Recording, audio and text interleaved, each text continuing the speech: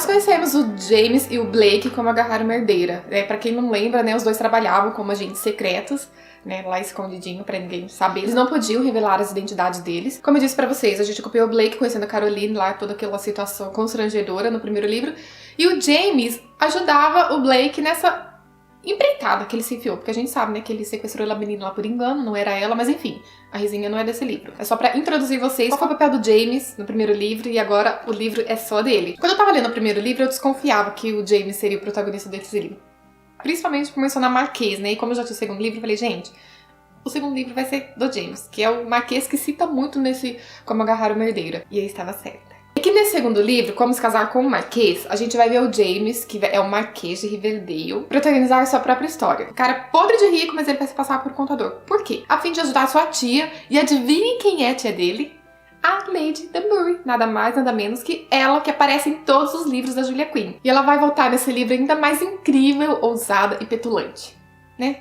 A gente sabe que ela tem a língua um tanto afiada. Enfim, a Lady Danbury convoca o James, que é seu sobrinho, pra ajudá-la a detectar uma pessoa que está chantageando ela. Não entrou muito em detalhes sobre isso, mas enfim, inicialmente é isso. Como a Lady Danbury já é uma senhora que vive sozinha e ela tem ao seu lado diariamente a Elizabeth Hotchkiss como sua dama de companhia, a Elizabeth ela é mais velha, de uma penca de irmãos e precisa mais que tudo desse serviço pra poder, né, bancar os irmãos e principalmente de um marido pra se casar. De preferência com uma situação financeira um pouquinho melhor, né, pra bancar ela e a renca de irmãos que ela tem pra criar. Convenientemente, um dia em que a Lady Danbury tá tirando seu cochilo da tarde, a Elizabeth vai até a biblioteca, porque ela tem que esperar, né, a bendita acordar, então ela vai passar o tempo e vai ler uns livros. E quando ela tá lá olhando a biblioteca, como vocês viram no começo da cena, e tentando escolher um livro pra ela ler, ela se depara com um livrinho de capinha vermelha deitado assim na biblioteca.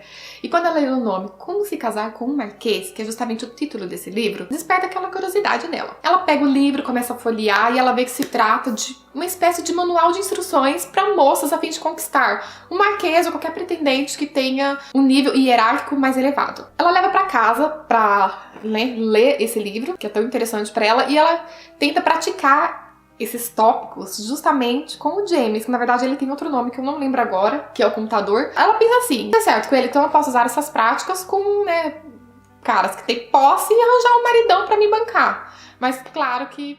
E no momento em que ela tá com esse livro lá na biblioteca, né, numa das horas vagas dela, entra o James na biblioteca e pega ela com esse livro em mãos. Aí pronto, já tá a confusão armada, porque ele, primeiro, ele tira sarro da cara dela, né, é óbvio, porque tipo, o que você tá fazendo com esse livro, garoto? O que você tá fazendo com esse livro, né? Enfim, depois de toda uma confusão, que é até interessante, é uma cena um tanto longa, mas é interessante da gente ler e acompanhar, o James acaba se propondo a ajudá-la, a ensinar, na verdade, ela a conquistar um pretendente que tenha posses com experiência, né, masculina, na verdade. Quais os requisitos que ela precisa pra conquistar em vez de ficar lendo um livrinho, né? A princípio ela se reclusa, não aceita, mas enfim, eles acabam entrando em um acordo mútuo e ele acaba, né, começando algumas aulas, que é até engraçado e interessante no livro. Mas enfim, não vou entrar em detalhes, que eu vou deixar pra vocês lerem, que são muito legais, gente, muito legais mesmo. E claro, a Elizabeth não desconfia em momento algum que ele é o Marquês de Riverdale, ou pior, que ele é o sobrinho da Lady Danbury. O que ela não contava, que é super óbvio também, clichê dos livros de romance de época, que ela fosse se apaixonar pelo computador. No entanto, ela luta contra esse sentimento,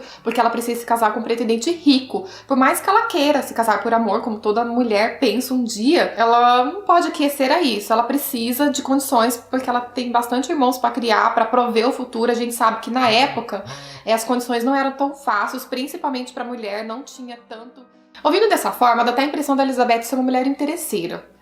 Mas só a gente lendo, a gente sabe que se passa lá no fundinho do coração dela. Esse livro foi ainda mais divertido que o primeiro. Claro que o personagem da Elizabeth é bem diferente da Carolina, de Como Agarrar uma Herdeira. Enquanto a Carolina é destemida, ousada, né, fala até bastante demais, a Elizabeth é bem definida como as moças da época, mais reclusa, principalmente orgulhosa, tá? Que dá até nos nervos de vez em quando. Mas foi bem divertido vivenciar as aulas do Jaime com a Elizabeth, como eu falei pra vocês, em que ele ensina as estratégias para se defender e conquistar os homens. É muito legal. E mais uma vez nos surpreendemos com a Lady Danbury, porque a bichinha é danada. Quando ela põe uma coisa na cabeça, gente... Eu gosto muito dessa personagem. Foi difícil definir qual dos dois livros eu gostei mais. Cada livro tem sua peculiaridade. O primeiro, principalmente, sai um pouco do padrão das mocinhas, do que a Julia Quinn cria. Mas nesse segundo, o casal teve uma química tão nítida e divertida, sabe? Que impossível você não se encantar com o romance dessa história. Já ficou bem claro quanto eu gostei desse livro. Quero ler os outros livros da Júlia. Eu tô lendo agora a trilogia dos Rockbys. Trilogia não, que na verdade a gente já viu aí que lançou o quarto, né? Ainda não tem o terceiro, mas vamos ver. Vamos ver se vai parar no quarto, se vai ter mais livros.